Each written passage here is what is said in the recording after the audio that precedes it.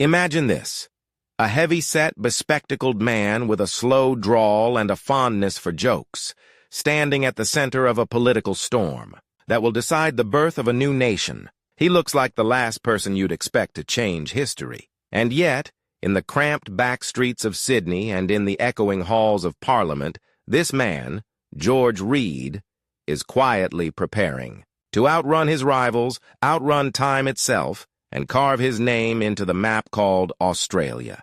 But he doesn't start as a statesman.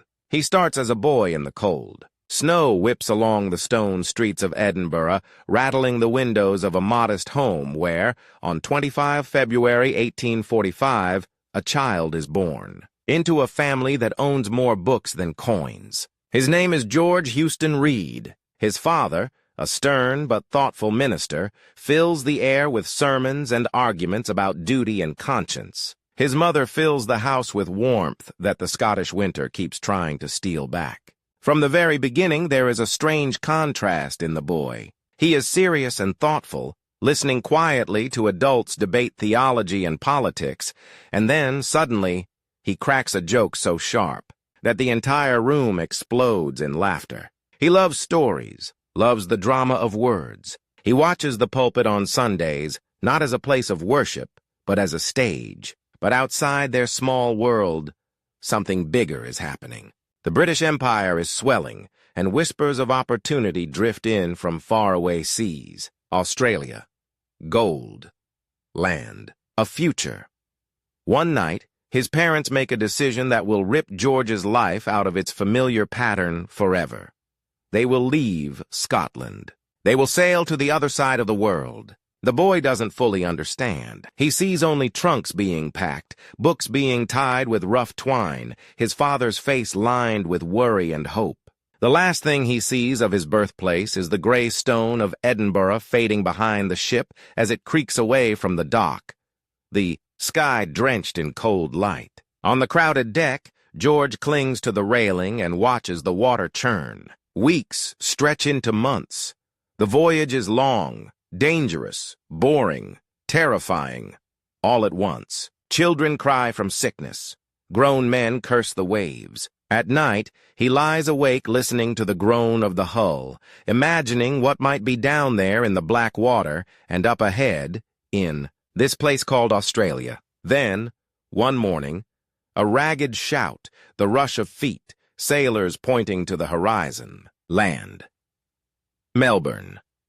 1852. Instead of stone streets and snow, the air is filled with dust and heat. The city feels half-built, raw, like a sketch of something not yet finished. The gold rush is in full roar. Men stamped through town, chasing the rumor of sudden wealth. Pubs overflow, tempers flare, fortunes rise and fall overnight. George's family does not strike gold. They strike work. His father finds a position as a minister. His mother works to keep the household together. The children are expected to contribute as soon as they can. There is no soft landing. Australia may be a land of opportunity, but it is not a land of gifts. George goes to school. Briefly, he is bright, quick with words, but the family needs money more than they need Latin declensions. Before most boys his age have learned to stop fidgeting at their desks, George is behind a counter in a store or bent over a ledger, scratching figures in dim light.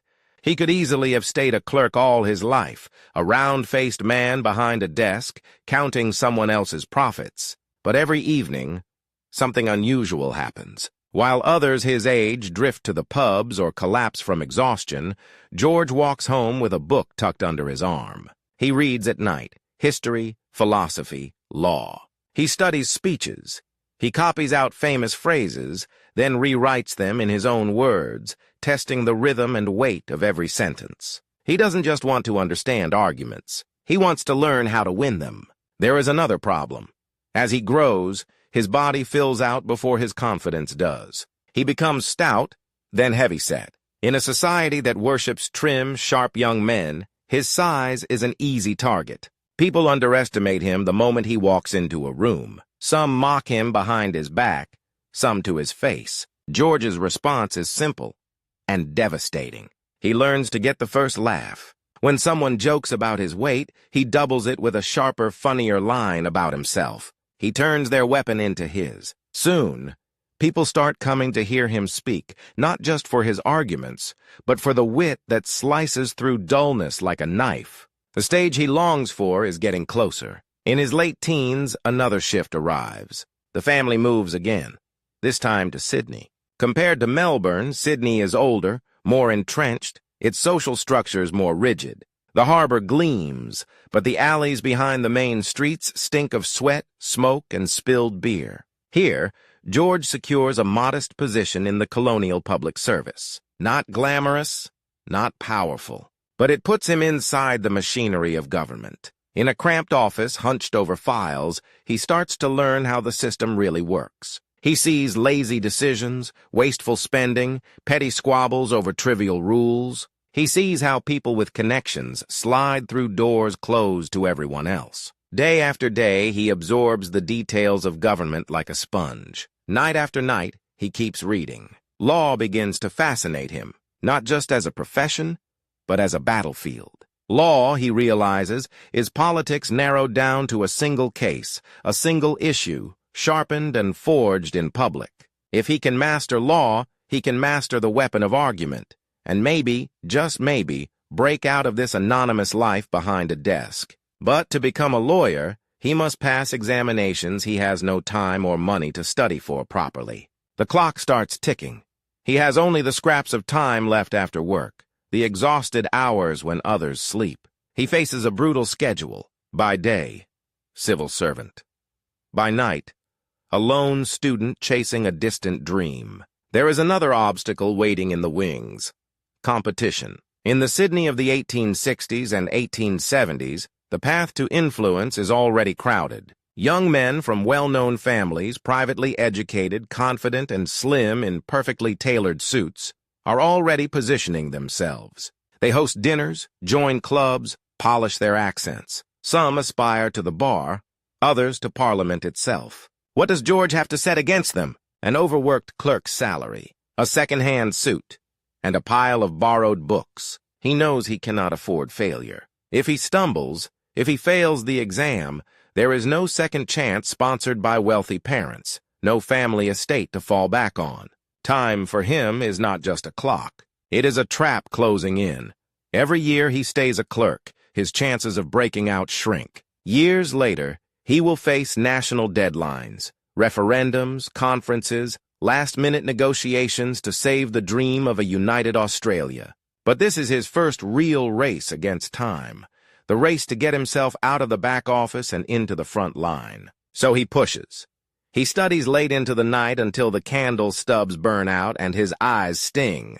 He walks to work half-dazed but refuses to slow down. His colleagues chuckle at the fat young man with ink-stained fingers and grand ambitions, but he waves their jokes away with another, of his own, and then goes home to his books again. Finally, the day of the law examinations arrives. In a stark room, under the watchful eyes of invigilators, he bends over his papers. Outside, the city goes about its business. Crowds shouting in the markets, carriages rattling over cobblestones, sailors bellowing in the distance. Inside, time shrinks to the scratch of his pen and the hammering of his own heartbeat. He finishes, hands in his papers, steps out into the light, and waits. When the results are announced, it feels like a verdict on his entire life so far. He has passed.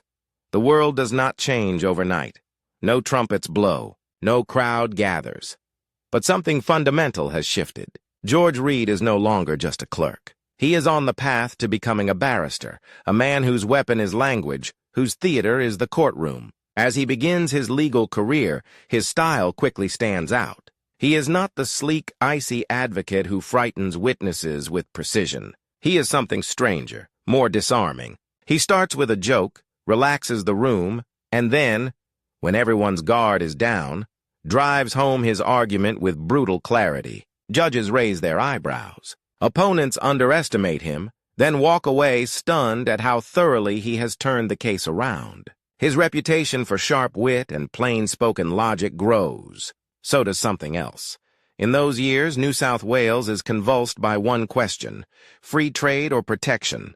Should the colony throw its doors open to the world, letting goods flow freely, or should it shield its industries behind tariffs and taxes? Newspapers rage. Public meetings overflow. For merchants, farmers, and workers, this is not theory. It's food on the table or hunger. George finds himself drawn to the fire of that debate. His instincts tell him that free trade will mean cheaper goods, more opportunity, more competition that can break the stranglehold of monopolies and favoritism. He has lived too close to the bottom to be comfortable with any system that protects only the rich. He begins writing articles, essays, letters to newspapers signed with his own unmistakable name. Each piece is a little bolder than the last. Each argument cuts a little deeper. People start to notice. This young lawyer, with his rolling gait and quick smile, is not just clever. He has convictions and the courage to voice them. But he is not the only one. Across the city, other ambitious men sharpen their own positions. Among them are those who will become his rivals, shaping and challenging his path for decades to come. Some believe passionately in protection, promising to defend local jobs by taxing foreign goods. Others, like George, argue for open markets. At political meetings, these men face each other in halls lit by gas lamps, steam rising from the bodies of the crowd. The air is thick with tobacco and anticipation. Voices crack, fists pound on wooden benches, and the word traitor is never far from someone's tongue. In these fiery gatherings, George finds his true stage. He steps up in front of the crowd, feeling their skepticism. They see a man who looks more like a shopkeeper than a hero. Some of them smirk. Then he begins to speak. He starts slowly, almost lazily, as if he has all the time in the world. He tells a joke at his own expense, gets a small ripple of laughter. Another joke, a louder laugh. The tension in the room loosens. Then, with the crowd disarmed, he swings into the argument itself. Suddenly his voice hardens, his words sharpen, and beneath the humor you can hear the steel. He talks about the cost of bread, the price of boots, the difference between a tariff theory and a mother wondering how to feed her children. By the time he finishes, people who entered the hall convinced of the opposite are at least unsettled. Some are converted outright. And in the back of the room, leaning against a pillar or seated in the shadows, there is often another young man watching, listening, calculating, a rival. Some are polished, with university manners and family names that open doors. They watch George with a mixture of interest and contempt. Who is this man to compete with them? This outsider?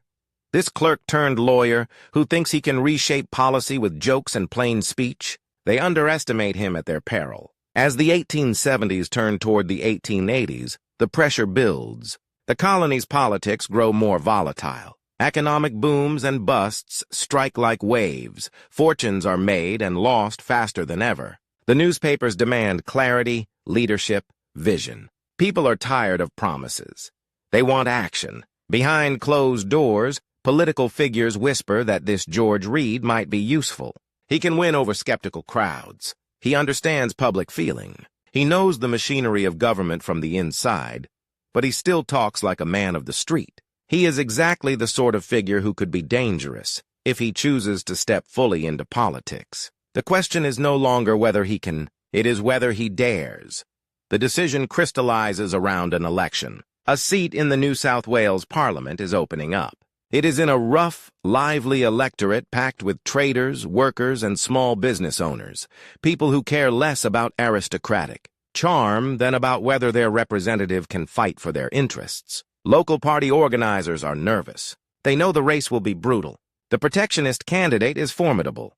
Younger, taller, impeccably dressed, backed by merchants who prefer tariffs that shelter their carefully cultivated empires. He speaks smoothly, quotes poets, drops the names of powerful friends casually into conversation. On paper, he looks like the future. George looks like an afterthought. Still, the free trade faction knows something the cautious elite do not. Hearts are not won on paper. They quietly approach George. Stand for the seat, they say. You can beat him. You can talk to these people in a way he never will. George hesitates. Politics will devour his time, his privacy, maybe even his hard-won reputation as a lawyer. It will drag him into uglier fights than any he has faced in court. But he knows something else, too. The clock is still ticking. If he waits, others will seize the moment. The young, polished men with their family names and club memberships will fill the chamber. The direction of New South Wales, and of the broader Australian colonies, will be set without him. The election has a date. The ballots will be cast whether he runs or not. He has only a few weeks to transform himself from a familiar voice at public meetings into a declared candidate for real power, a man the voters can trust to carry their future on his broad shoulders. He decides. He will run. The campaign is a sprint. There is no time for elaborate strategy, no luxury of carefully orchestrated tours. Every evening, every spare hour must be used. Reid and his small band of supporters move through the electorate street by street, pub by pub, hall by hastily rented hall. The rival protectionist candidate seems to glide through the same spaces. He arrives in well-pressed clothes, speaks in polished sentences, promises stability and prosperity under protective tariffs. He has handshakes for the rich, polite nods for the poor, and carefully crafted phrases for the newspapers. Reid's approach is different. He stands on makeshift platforms, crates, wagons, the back steps of pubs, and meets the crowd at eye level. He talks about prices, about real wages, about taxes. He pokes fun at himself, but never at the people listening. He mocks the idea that a handful of wealthy interests should decide how everyone else lives. He turns the election into something more than a local contest. He makes it a fight between two visions of the future. The tension builds with each passing day. Newspaper headlines frame the race as a struggle between brains and bluster, between refinement and rough humor, between the old structure and the new democracy. Some caricatures portray Reid as a clown, others as a secret weapon of the rising middle class. Behind the scenes, his rival sneers that Reid is a comic, not a statesman. Reid hears the comment. He files it away. On the final nights before the vote, the halls overflow. In one meeting, the crowd is rowdy, drunk, and divided. The rival speaks first, delivering a smooth, rehearsed address. The applause is polite, thin. Then Reid rises.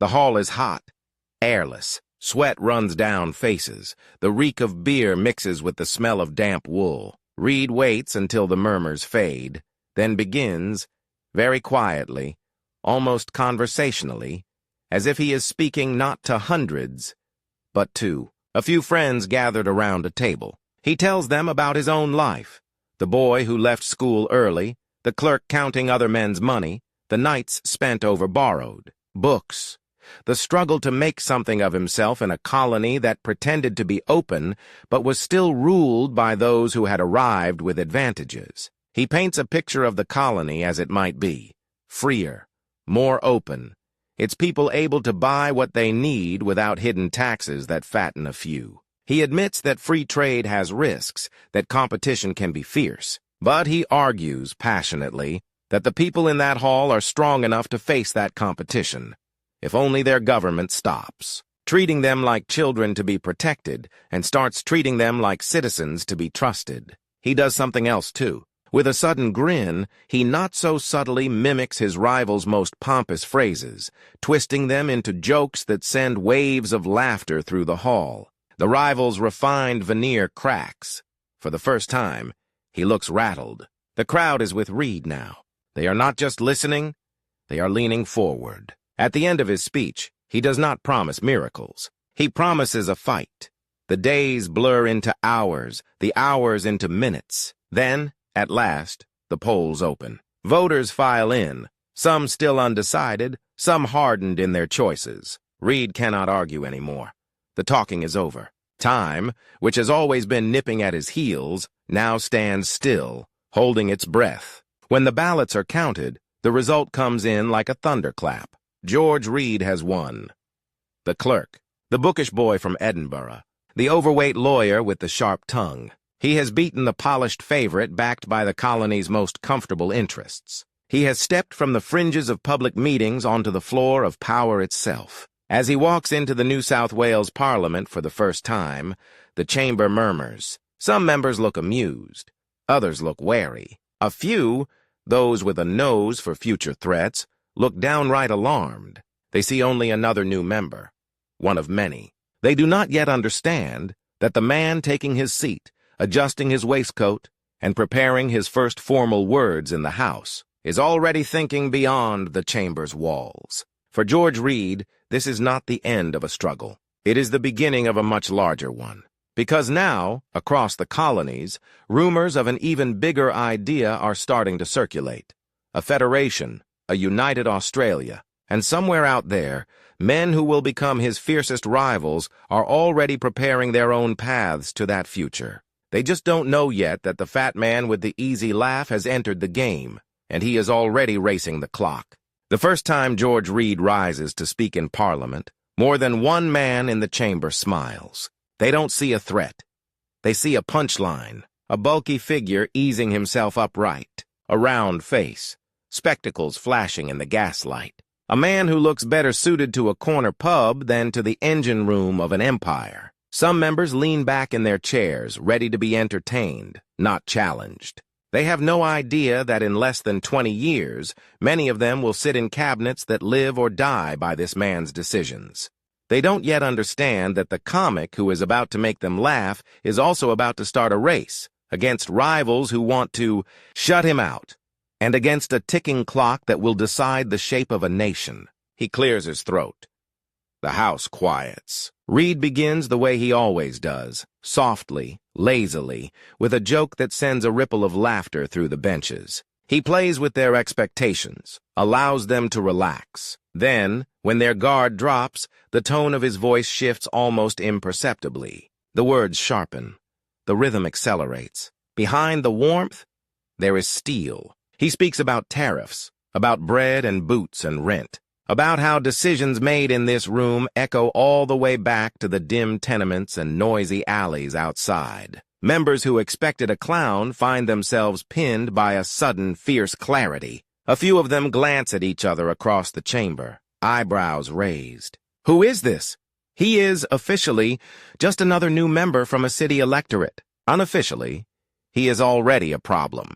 Because Reid carries into this chamber something that many of his well-bred colleagues lack.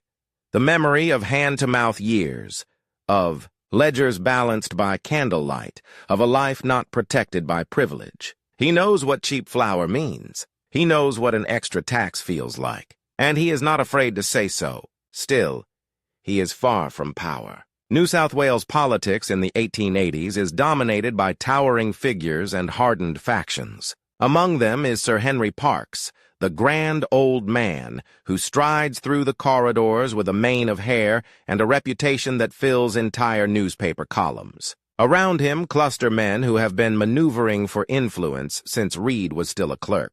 And on the opposite side of the chamber, a different kind of force gathers.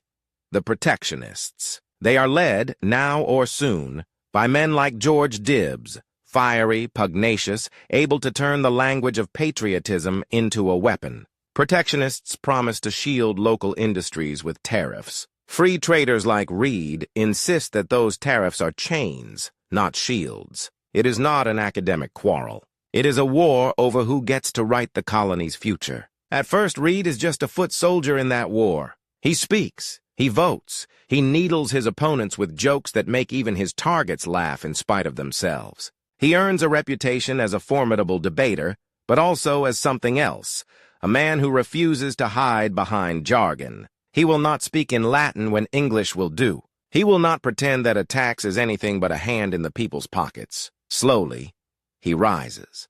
Cabinet shuffles open a narrow door. He becomes a minister of public instruction, of justice, roles that place him at the table where decisions are made instead of in the cheap seats where they are merely observed. He studies every file, every clause, every precedent, the way he once studied law by candlelight. But in those same rooms, he feels the weight of another presence, Parkes. Whenever the older man enters, conversations bend around him. Newspapers still report his every phrase. Delegations seek him first. Reid admires him. How could he not? Parkes is bold, visionary, the man who has already dared to utter the word that will haunt the next decade. Federation. A united Australia, instead of a loose scatter of colonies, each clinging to its own rules and tariffs, one people, one parliament, one constitution. For a moment, it seems obvious that Parkes will be the one to lead that great transformation. Reid, watching from a shorter distance than most, sees something else. The strain in Parkes's face, the erratic decisions, the way the older man sometimes overreaches and then recoils. Greatness, Reid is learning, is not enough. Timing matters. So does stamina. Outside Parliament, the colony's economy roars, then stumbles. Land booms, speculation, reckless bank lending. New South Wales rushes toward prosperity as if it can outrun consequences forever. It can't. The crash comes like a thunderclap in the early 1890s. Banks fail. Businesses collapse. Suddenly, the friendly shopkeeper who once smiled at his customers is nailing up a closed sign. Men line up at labor exchanges. Families cling to furniture they may have to sell. In the newspapers, headlines scream about the Depression. In the streets, anger simmers. In the chamber, where once jokes and barbed phrases were enough, the mood turns darker. Protectionists argue that the crisis proves their point. The colony must shield itself even more fiercely behind tariffs. Free traders reply that strangling trade now will only make the pain worse. Reid feels the stakes ratcheting upward with every week. This is no longer a philosophical contest. This is about survival. The government wobbles. Cabinets fall. Parkes, that old lion, finds his authority fraying. Behind him, younger men circle. Some, like Edmund Barton, fix their eyes on the federal dream. Others, like Dibbs, see a chance to ride public fear into office. And there, in the swirl and confusion, stands George Reid, not the most glamorous, not the most aristocratic, but increasingly the clearest voice for free trade, for simple language, for blunt honesty about the colony's finances. He senses a shift.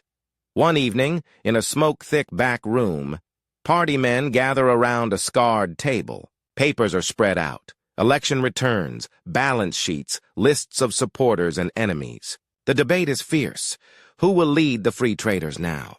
Who can face down Dibbs? Who can confront the protectionist tide? Names are tossed out, then discarded. Reid sits slightly apart, listening, eyes narrowed behind his glasses. He knows every figure on those sheets. He has spoken in almost every corner of the colony. He has argued with protectionists in halls that smelled of sweat and fear. He has watched people's faces when he explained tariffs in terms of bread and boots, not theories. He knows he can do this, but he also knows what it will cost. Leadership is not just speeches. It is responsibility for failure. It is waking in the middle of the night wondering if your decisions will throw thousands into poverty. It is being the face that angry crowds imagine when they lie awake. The discussion reaches him. "Reid," someone says. "It has to be Reid." There is a pause, a collective intake of breath. He feels, suddenly, the same tightness in his chest he felt when he walked into the law examination hall years earlier. The same sense that time has narrowed to a single moment. If he refuses now, the free trade cause may fall to someone weaker. If he accepts, he places his career, and the colony's future, on the line. He nods. "I'll take it," he says quietly. "On one condition." They look at him. "That we tell the country the truth about our position. No soft soap, no tricks." They agree. They need him more than he needs them. The next election becomes a countdown. Weeks. Just weeks to shape a message, to crisscross the colony, to stand in town halls and on railway platforms, to answer jeers and questions and desperate pleas. Reid throws himself into the campaign with the same relentless energy he once poured into night study. He travels to dusty country towns where the only light comes from kerosene lamps. He stands on creaking stages in packed city halls. He listens as unemployed men shout that they are starving, that free trade has failed them, that someone must pay. His main rival, Dibbs, plays on that anger brilliantly. He promises protection, security, a wall of tariffs that will keep out the world's chaos. He paints Reid as dangerous, as reckless, as a theorist who would sacrifice local jobs on the altar of cheap imports. The newspapers love the contrast. Stout free trader challenges. Fierce protectionist, one cartoon proclaims, showing Reid as a balloon and Dibs as a sword.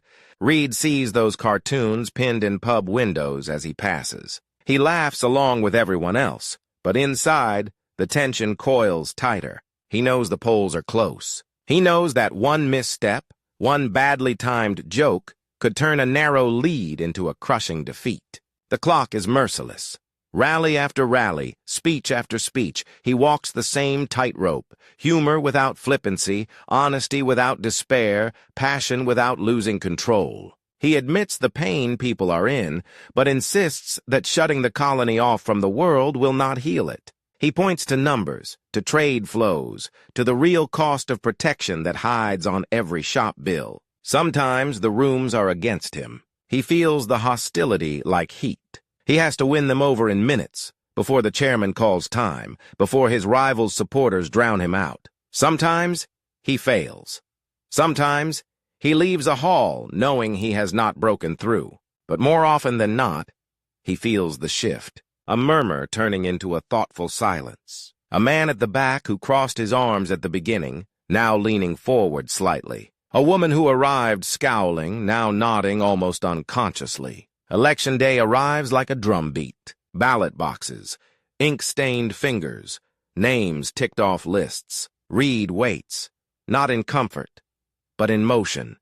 Still speaking, still making final appeals, as if words uttered after the polls close might somehow bend time backward. They can't.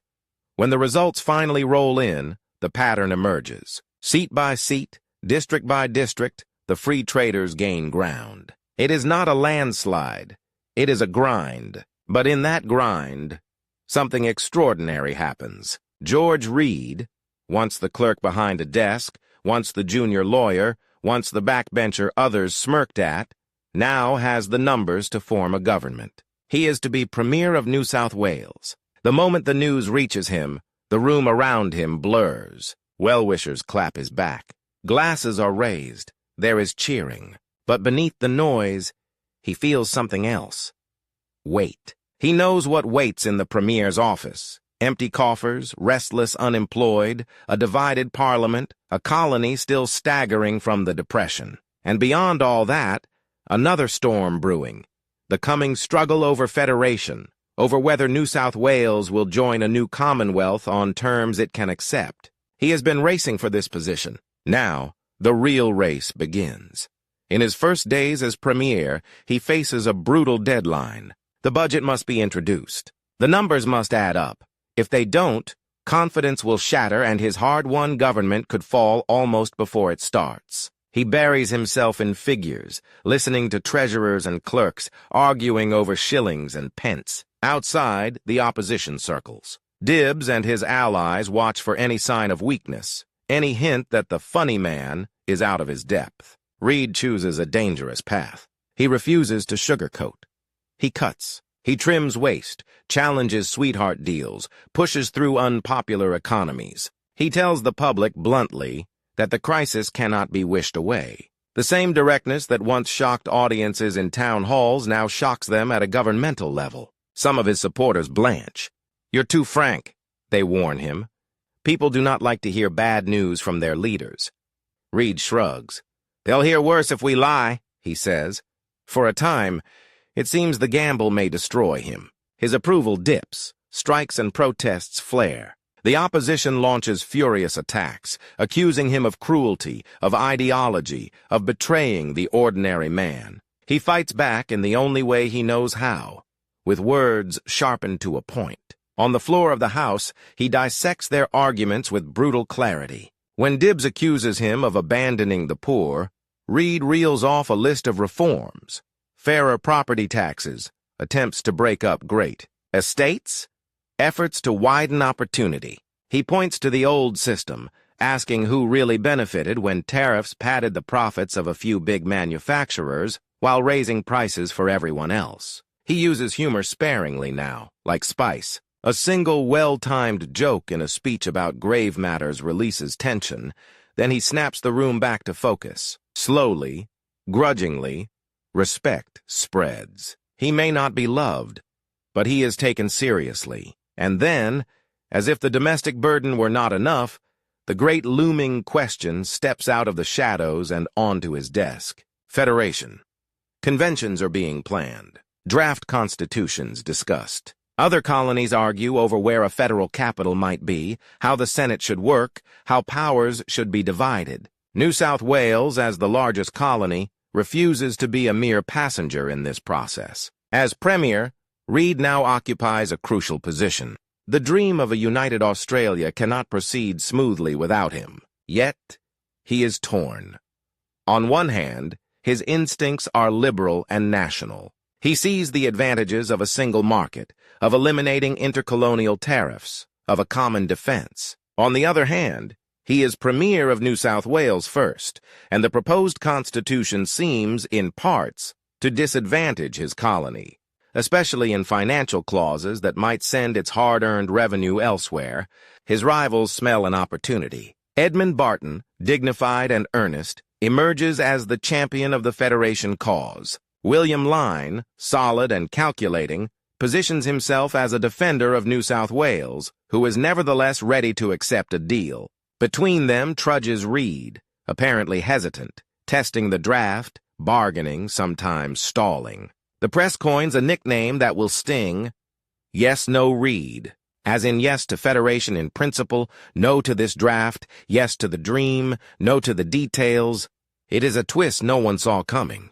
The man who once seemed the clearest speaker in any room now appears to some to be dodging. One cartoon shows him straddling a fence, looking both ways at once. But inside his own mind, the conflict is anything but cowardly. He is being squeezed from both sides. Federal enthusiasts insist on urgency.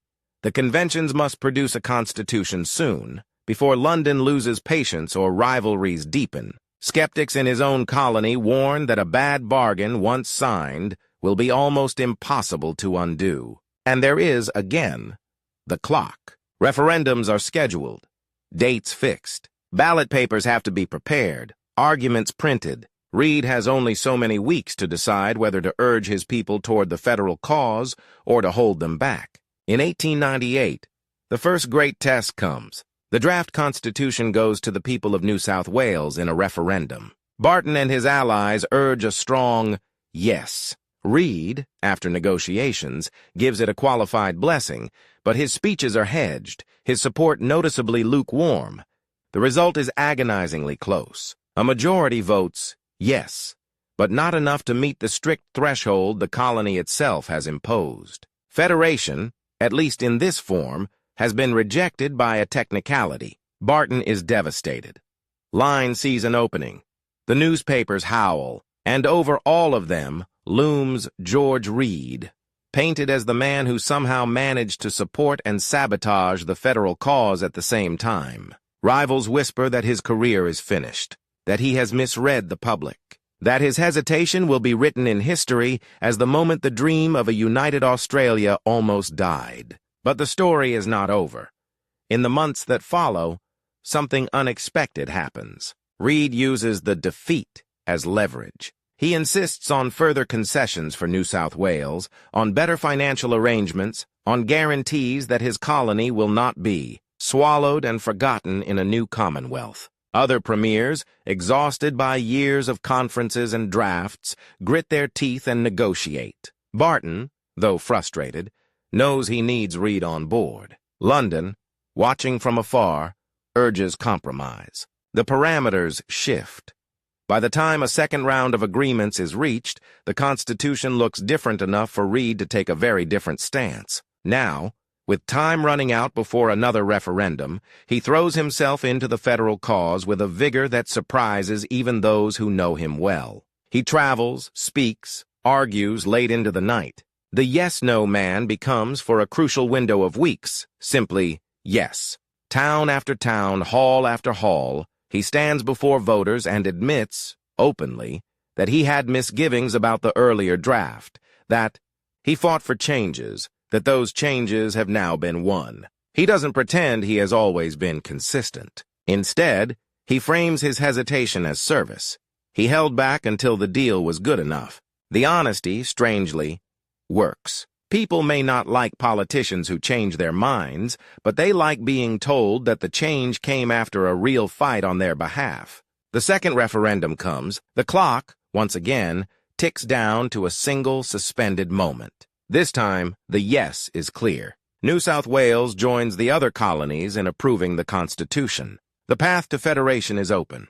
Within a few short years, Australia will no longer be a collection of competing colonies, but a single commonwealth. And standing near the center of that transformation, for all the controversy and hesitation, is George Reid. His rivals have not disappeared. Barton is poised to become the first prime minister. Line maneuvers hoping to snatch the office for himself. Protectionist and free trade blocs sharpen their knives for the battles to come in the new federal parliament. But they all know something.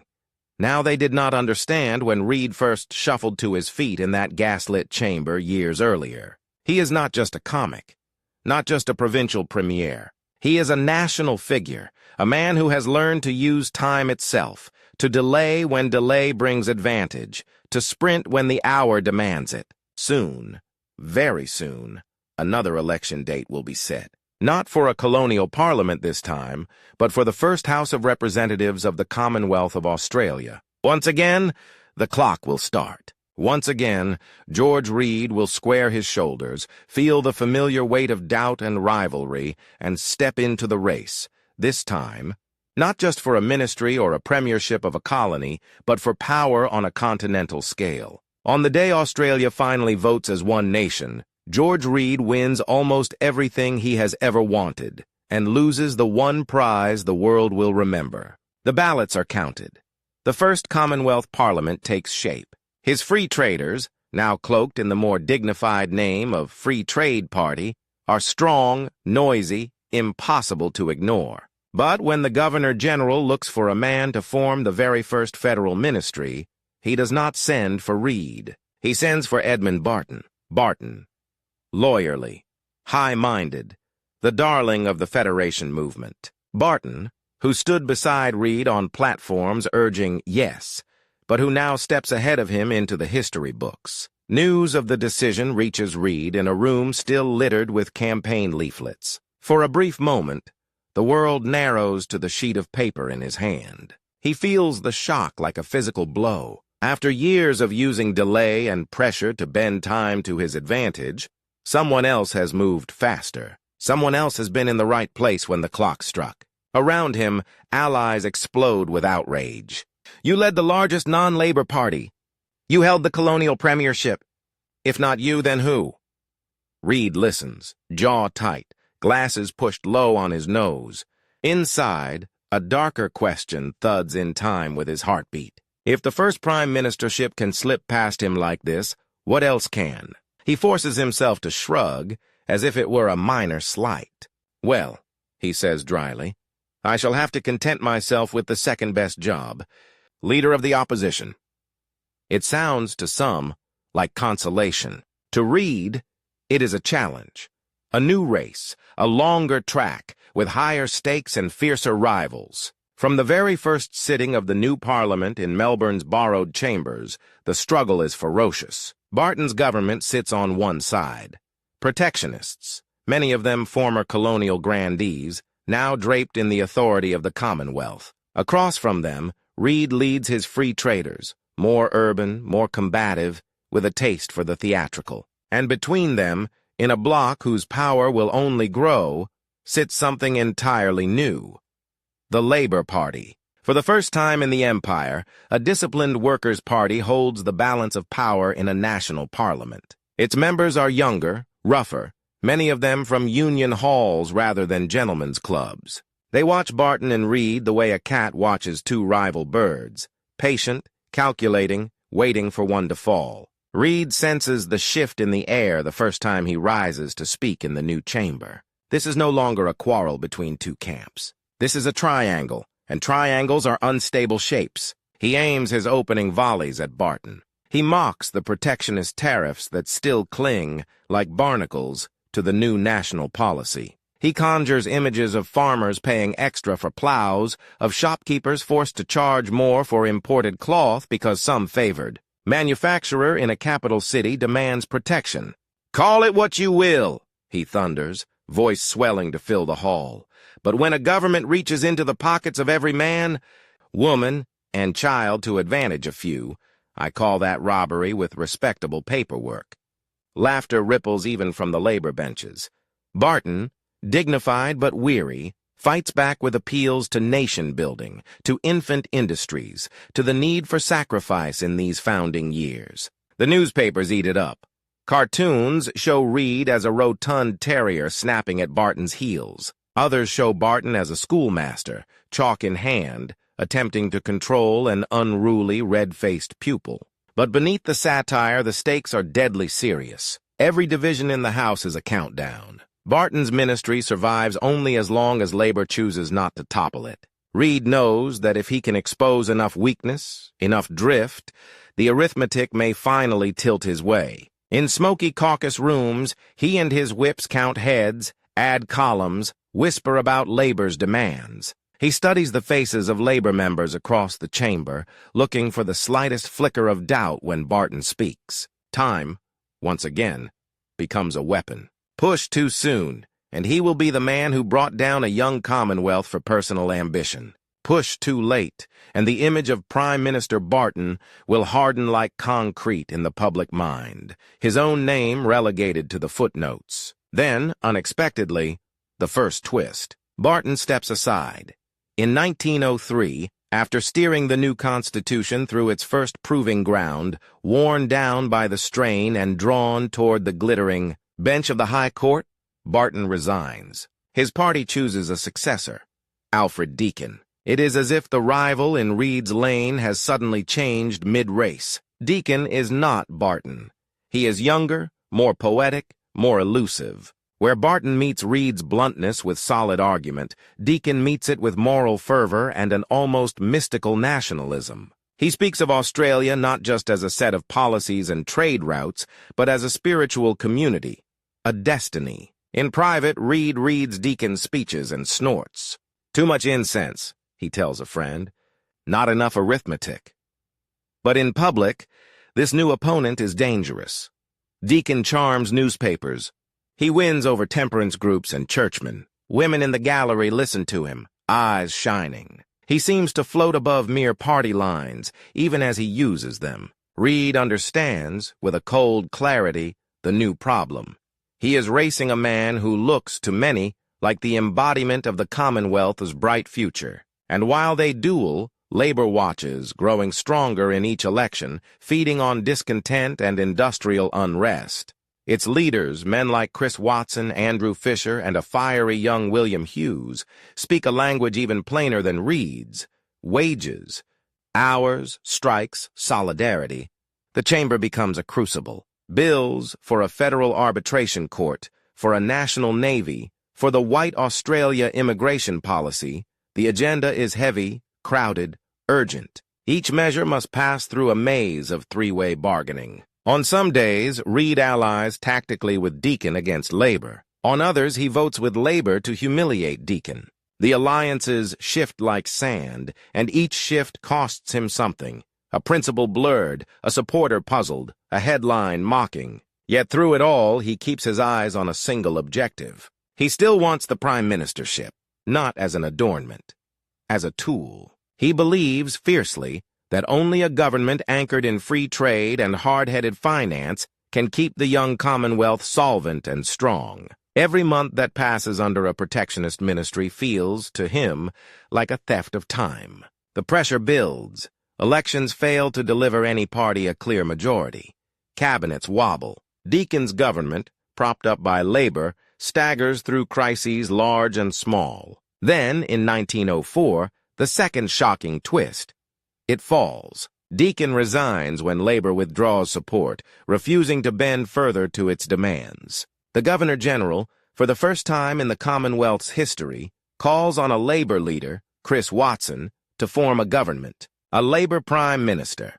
In the British Empire, years before such a thing seems conceivable in London. Reid watches Watson take the oath with an odd mixture of admiration and alarm. He has spent his life thinking in terms of free trade and protection. Now, a new force stands at the center of power, organized labor, armed with a platform that speaks directly to millions of working men. The clock in Reid's head ticks louder. If labor can prove itself competent in office, the entire political landscape will tilt. The old rivalry between free traders and protectionists will become irrelevant. The future contests will be between labor and those who oppose socialism, a word that begins to appear more and more often in Reid's speeches. Watson's government does not last long. Its support is fragile, its program ambitious but thinly resourced. Within months, it too stumbles over the mathematics of a hung parliament. Again, the governor-general must choose. This time, he sends for George Reid. It is late afternoon when the summons arrives. Reid stands at a window, watching the yellow light slant across the city. He feels older than his 50-odd years. His weight burdens his knees. Climbing the stairs to his office leaves him breathless more often now. But as he straightens his waistcoat and reaches for his hat, he feels something else surge through him. Something he has been chasing, losing, chasing again for decades. This is it.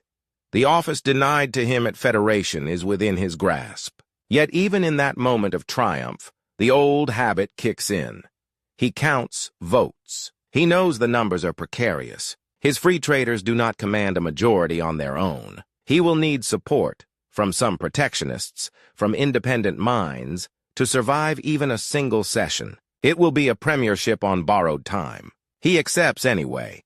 When he stands in the House as Prime Minister for the first time in 1904, the chamber reacts with a buzz that is part curiosity, part skepticism. There is the man they once called a joke, the Yes-No Premier of New South Wales, the rotund barrister who seemed born for the backbench heckle, not the front-bench dispatch box. Now, the responsibility of the Commonwealth's government sits on his shoulders. Reid feels the weight viscerally. Folders piled on his desk.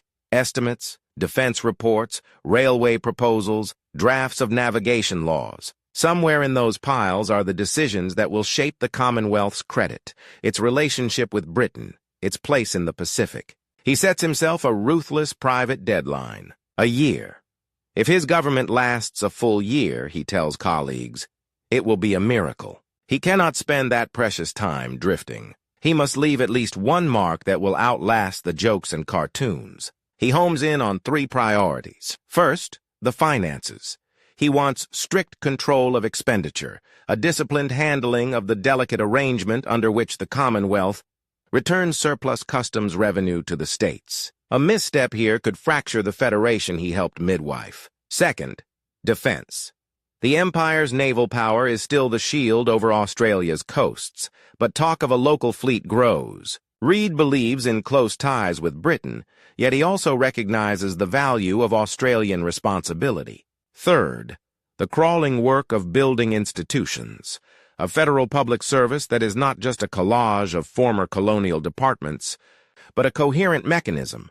In cabinet, he is more serious than many expected. He cuts jokes to break tension, but they are sharper now, leaner, followed always by figures, arguments, decisions. Outside, the rivalry with Deakin does not ease.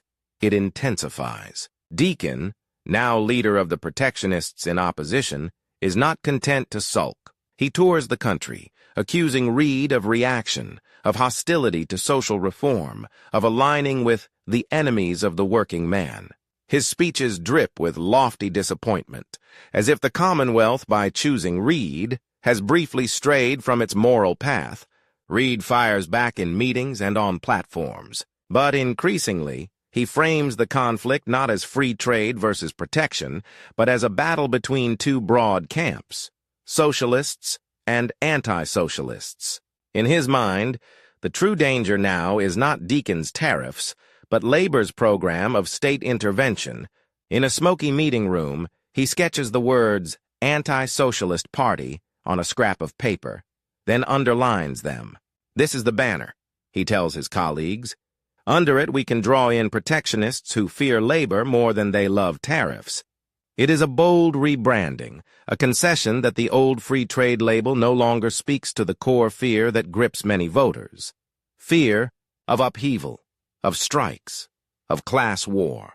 But boldness cannot change arithmetic. In the House, Deacon and Labor edge gradually toward each other, linked by a shared desire to remove Reid. They disagree on policy, but agree on one thing. This anti-socialist government must go. The countdown tightens. On the day the crucial no-confidence motion finally comes in 1905, the air in the chamber feels heavy enough to slice. Members take their seats early. The galleries fill. Reporters sharpen pencils. In the corridors, whips make last-minute pleas, bargaining for absences, for changed votes, for courage. Reid, aware that the numbers are slipping away, decides to fight the only way he knows, by making the division itself a referendum on his principles. He rises.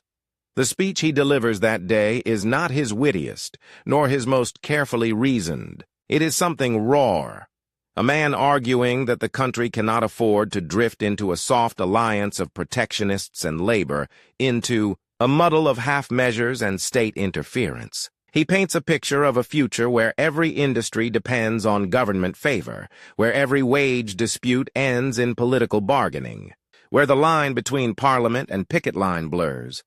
"You may defeat this government tonight," he says, turning slowly to sweep the benches. "But you cannot escape the choice that lies behind it.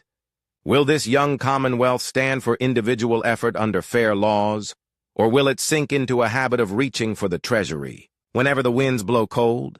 Some on his own side shift uneasily. The words are stirring, but the anxiety is real. Few want to face voters accused of siding with moneyed interests. Fewer still want to be blamed for yet another bout of instability. When the bells ring for the division, when the footsteps echo through the corridors and the names are called, Reid listens with his eyes closed. One by one, men who once cheered him walk past to vote against him.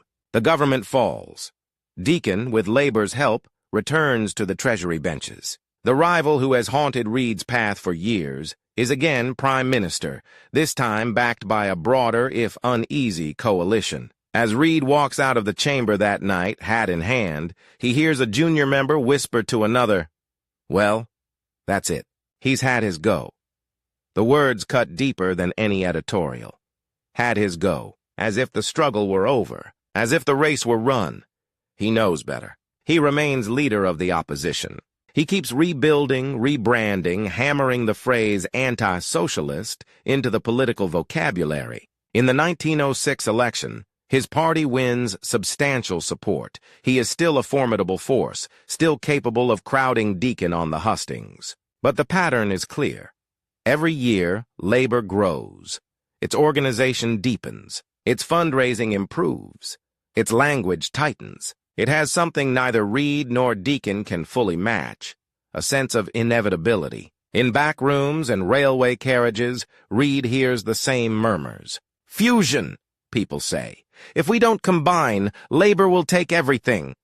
Fusion, the merging of his anti-socialists and Deacon's protectionists into a single anti-labor party. The idea is both logical and brutal. Logical, because together they could command a majority and shape the young Commonwealth's institutions without constantly bargaining with labor. Brutal, because it demands the erosion of the distinctions that once defined Reid's entire public life. Free trade versus protection. Tariffs versus open ports.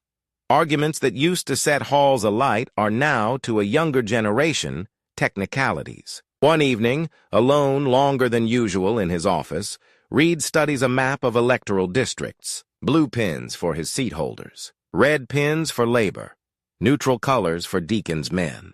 The red pins spread like a slow stain. He thinks of all the nights spent on cold platforms, all the jokes finely honed, all the budgets examined to the last shilling, all the fights waged for principles that now feel, to many, like the concerns of another age. Time is no longer merely a tool in his hand. It is a tide rising around his feet. Behind his glasses, his eyes sting, not from smoke, but from a sense of something slipping away. The clock is not only political now. His own body has started keeping its own harsh schedule. Doctors warn him about his heart, about his weight, about the strain of endless travel and late-night debates. Friends notice that he leans more heavily on the back of his chair when he speaks, that he pauses more often to catch his breath. Still, he keeps going. He bargains with Deacon, sometimes bitterly, sometimes almost warmly, about the terms on which a fusion might happen. He insists that if there is to be a single non-labor party, he deserves to lead it. After all, he has steered his followers through the hardest storms. But politics is rarely sentimental. By 1908, the currents are running against him. Some of his younger colleagues look past him toward a post-Reid era. Deacon's personal magnetism and long relationship with the protectionists give him leverage. Reid can see the writing on the wall. He could cling on, force a showdown, risk a split that might leave labor laughing all the way to the Treasury benches. Or he can do something that stands against every instinct he has nurtured since he first stood up in a New South Wales court with borrowed boots and a head full of dreams. He can let go. The decision, when it comes, is made not in the roar of a chamber, but in the quiet of his own home, with his family near, the lamplight, casting soft shadows on familiar walls. His wife watches him as he turns a letter over and over in his hands. An informal approach, feelers from those who whisper of a different role for him, far from the daily blood sport of the House. High Commissioner for Australia in London. A post of honor, influence, and ceremony. A bridge between the Commonwealth and the imperial capital. A vantage point from which to watch the politics he shaped continue without him. It is an offer and a verdict. The man once mocked as Yes-No Reid now faces the starkest binary choice of his life. Stay and fight, risking irrelevance and a battered legacy. Or step onto a ship and sail toward a new, ambiguous chapter. Half glory, half exile. His doctor's warnings beat time in his head. So do the echoing cheers and jeers of the chamber he may soon leave behind. And somewhere underneath it all, slower but steadier, another rhythm. The awareness that his life, like his government's, cannot go on indefinitely. Outside, in the dark, a train whistle calls from the nearby lines, a long, lonely sound, as if the city itself were reminding him that departures once made cannot be taken back. He folds the letter carefully. Whatever choice he makes, it will not simply end a career. It will define how the story of George Reid is told, whether as the nearly man of Australian politics, the comic who stumbled into power, or as something more complicated. A builder whose finest work may yet lie not in the chamber's spotlight, but in the quieter, distant corridors of an empire trying to understand its newest nation. The clock keeps ticking. The man who spent a lifetime filling rooms with his voice is about to take the one job where he must learn to whisper, not roar across a chamber, not pulverize an opponent with a punchline. Whisper, politely, persuasively, in drawing rooms 5 oceans away from the people whose votes once kept him alive. George Reid accepts the offer. Not at a moment of triumph, with bands playing and banners waving, but late at night, at his own table, while the household settles into the soft sounds of sleep. The ink on his letter of acceptance looks darker than usual, as if it knows what it is ending. By morning, the news runs through political circles like an electric shock. Reid will go to London as Australia's first High Commissioner. To some, it sounds like elevation, the trusted envoy of a young nation to the imperial capital. To others, it sounds like exile with better upholstery. Deacon, busy weaving his fusion back home, melding Reid's old anti-socialists with protectionists into a new anti-labor force, reads the cables with a complicated satisfaction. One rival removed from the daily battlefield. One powerful personality relocated to a distant, if prestigious, box seat. Reid, though, frames it another way. The race has not ended. The track has simply changed. Only now, the clock he is running against has a crueler edge. His doctors speak in low, careful voices about strain and congestion and the need for moderation. They do not quite say heart failure, but he hears the phrase in every pause. In his mind, he quietly sets himself a limit. Give the Commonwealth 5 good years in London. 5 years of influence while the cement of empire and dominion relations is still wet. 5 years before his body, or history, or both, decide he has done enough. He boards the ship in 1910 with that private countdown ticking. On the wharf, the farewell crowd is a collage of Australia's contradictions. Former enemies grasp his hand a little too firmly, as if still unsure whether to punch or applaud. Union men who once shouted him down in meetings now nod stiffly. Whatever their quarrels, he helped bring the Commonwealth into existence. And that counts for something.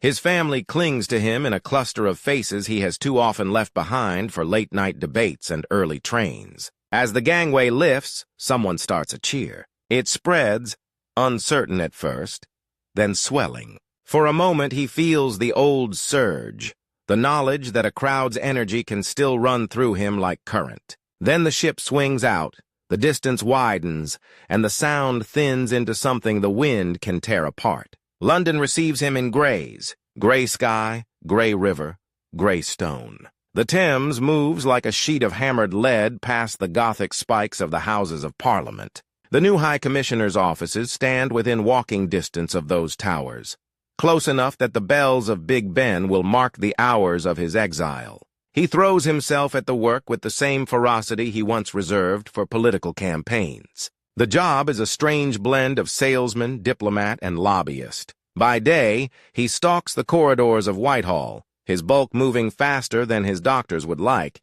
his papers always slightly more dog-eared than is proper. He cajoles officials in the colonial office, presses admiralty men about Pacific defense, chases treasury clerks for better terms on loans and guarantees. By evening, he reappears scrubbed and immaculate at banquets and receptions. There he becomes the George Reid. London quickly learns to love, the colonial with a razor brain and a music hall sense of timing. At one dinner, after a particularly pompous speech by a British lord about the primitive energies of the dominions, Reid rises, smiles benignly, and says, "I fear, my lord, that if we Australians are primitive, it is only because we have not yet had time to become as sophisticated as you." The room explodes with laughter that is part amusement, part recognition. He has just done what he always does, cut through condescension with a single, well-placed slice. Soon, invitations pile up. Clubs that once sniffed at colonials compete to seat him at their tables. Newspapers praise his racy wit and refreshing directness. Members of the British Parliament wander over to the Strangers' Gallery when they hear he is giving an address in Westminster Hall. Eager to sample this Antipodean performer, irony hums under all of it. In London, he is discovered late in life as a kind of star. Back home, the headlines that once obsessed over his jokes and jowls have shifted. New names fill the Australian papers.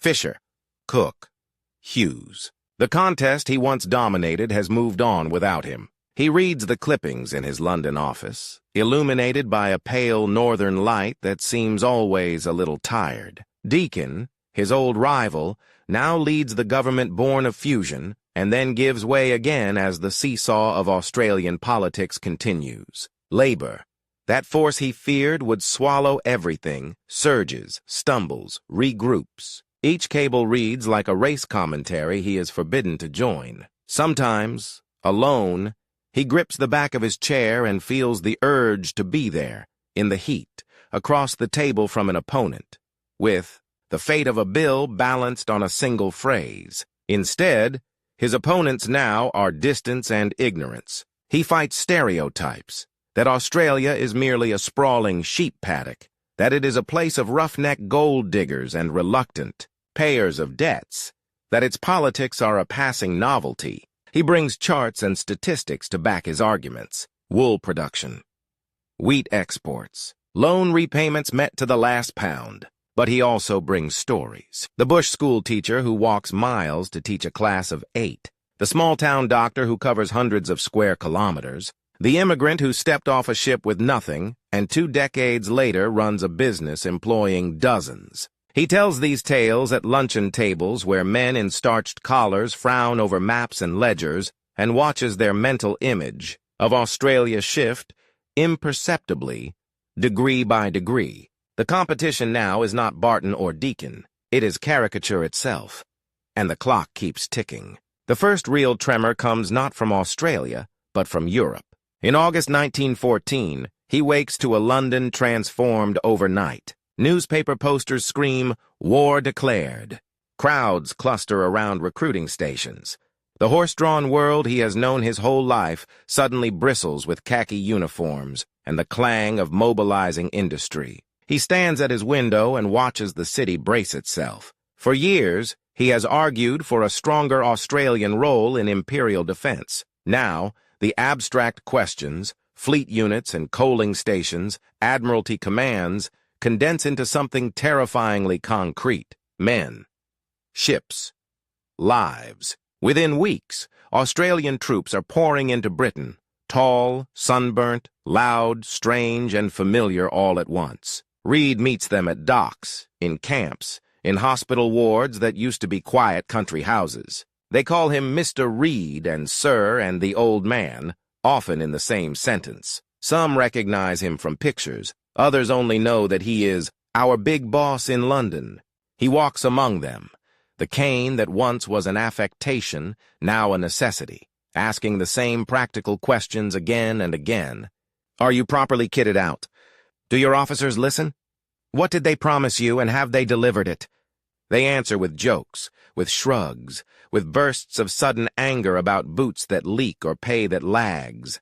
He files each complaint away, another bead on the string he will drag through the offices of the War Office and Admiralty. He has found a new theater. Instead of tariff schedules and appropriation bills, he now argues over hospital beds, leave passes, and the training conditions of men who will soon climb the cliffs of Gallipoli or dig into the mud of France. If he misses the old roar of political battle, he covers it with the roar of this war. But nothing in his long experience prepares him for the daily horror of the casualty lists. They arrive in sheaves, typed, impersonal, brutal. Names, ranks, regiments. Where possible, cause of death. Where not, missing. He stands over them, spectacles low on his nose, and traces lines of ink that seem to stretch back across oceans. These are not faceless units. They are pieces of the country he helped knit together from quarreling colonies, now being torn out of it and buried in far-off soil. Sometimes he recognizes a surname from a town he visited years before, a platform he stood on, a hand he shook. The competition with time sharpens into something merciless. Every day lost to bureaucracy, every delay in hospital treatment, every muddled order is now measured against the lives that might have been spared. His own heart's frailty becomes an obscenity to him when set beside the shattered bodies of boys half his age. He pushes himself harder. He takes on more meetings, more committees, more speeches. He lobbies for Australian voices to be heard more clearly in imperial councils. He presses for recognition that the Dominions are not merely reservoirs of men and resources, but partners whose sacrifices entitle them to a say in strategy. Irony sharpens again when, in 1916, another Australian titan arrives in London and strides straight into that argument. William Morris Hughes, fiery, brilliant, restless, comes as Prime Minister to argue for munitions, for wheat prices, for a seat at the top tables. Where Reid has spent years building up influence carefully, brick by brick, Hughes storms in with a battering ram. They are an extraordinary pair to watch together. Reid, older, heavier, his wit now edged with a gravity that war has forced on him. Hughes, wiry, almost spindly, eyes burning, voice cracking with fury one moment and charm the next. They both come from the labor movement's early world of self-education and hard knocks. Both have stood on rough platforms facing hostile crowds. Both now occupy the strange heights of empire. And in London salons, people quietly compare them. Reid is the statesman, some say, measured, reliable. Hughes is the comet, others reply, blazing, unpredictable. In the councils that matter, comets are more exciting. Hughes grabs the spotlight with his demands for conscription, his clashes with Union men, his soaring rhetoric about Australia's blood, buying it a place among the great powers. British politicians, bored of the war's routines, find him irresistible. Reid feels the change almost physically. There are meetings he would once have chaired which he now merely attends. Conversations he would have led that he now nudges from the side. Cables that go not through his office but directly between Hughes and his British counterparts. His great fear of youth all those years ago in New South Wales, of being displaced by the next confident generation, comes back to haunt him at the very edge of his strength. This time, the competitor is not Deacon, with his dreamy nationalism. It is Hughes, with his explosive will, sprinting along a track Reid helped lay but no longer controls. And there is another countdown. His term as High Commissioner is nearing its agreed end. His body reminds him daily that even if he wished to cling on indefinitely, he cannot. Climbing the stairs to his office has become an expedition. His breath comes shorter after long speeches. Doctors stop hinting and begin insisting, yet he refuses the obvious path. Retirement. When his high commissionership concludes in 1916, he stands at another fork in his life's strange road. He is 71. He has served in 2 parliaments on 1 continent, led a colony, led a commonwealth, and represented a young nation in the heart of the empire during its greatest crisis. Most men would go home. He does not. Instead, he does something almost unbelievable. He runs for the British House of Commons. Not as a novelty candidate in a safe backwater, but in one of the most solidly establishment seats in the United Kingdom, St. George's, Hanover Square. This is the London of dukes and millionaires, of high rent and higher arrogance. It is the last place you would expect a once barefoot Scottish-Australian boy who taught himself by candlelight and climbed by sheer talk to seek a final mandate. Yet the voters there, in the thick of war, choose him. It is a minor miracle inside a greater catastrophe. There he is, in a chamber he once watched from the galleries, now seated as a member. The boy who first understood the power of words in a cramped New South Wales courtroom now sits in the Mother of Parliaments, the walls lined with portraits of men whose speeches he devoured as a young clerk. Few in that house grasp the full strangeness of what he has achieved. He has served in 3 legislatures at the highest level. He has led a colonial government, a national government, and now sits in the imperial one. His career is a living map of how the British world has sprawled and shifted in his lifetime. He does not have long to enjoy it. The strain of war years and of perpetual responsibility is written in the stoop of his shoulders, in the way he folds into his seat when debates drag on. He sets himself one last private goal, another deadline, another race. Live to see the war end. Not the treaties or the conferences, not the final arrangements of borders and debts. Just the moment when the guns stop long enough for the word peace to be spoken without irony. He comes heartbreakingly close. In September 1918, London is a city of contradictory signs. On some days, the newspapers carry stories of Allied advances, of German lines breaking. On others, casualty reports still arrive, stubborn as rain, reminding everyone that victory, if it comes, will arrive through cemeteries. On one of those days, after attending a meeting of the Empire Parliamentary Association, a fittingly imperial, faintly pompous body, George Reid collapses. No assassin, no political coup, no catastrophic scandal. Just a body that has spent decades burning fuel as if it were infinite, suddenly refusing to go one step further. People rush to help. Doctors are summoned. But the final deadline he has been outrunning since his doctors first murmured about his heart has finally arrived. There is no extension to negotiate, no amendment to propose, no filibuster to mount. He dies in London on 12th of September 1918, 2 months before the armistice he so desperately wanted to witness. News crosses the cables and ripples through 2 hemispheres at once. In Australia, men and women who grew up under headlines about Barton, Deacon, Fisher, and Hughes pause to remember that before all of them stood this figure. The comic who made serious points, the free trader who turned anti-socialist, the yes-no man who nonetheless helped steer a continent into a nation. Editorials wrestle with how to define him. Some call him the greatest debater our public life has known. Others emphasize his constitutional work, his steadying hand in the early chaotic years of Federation.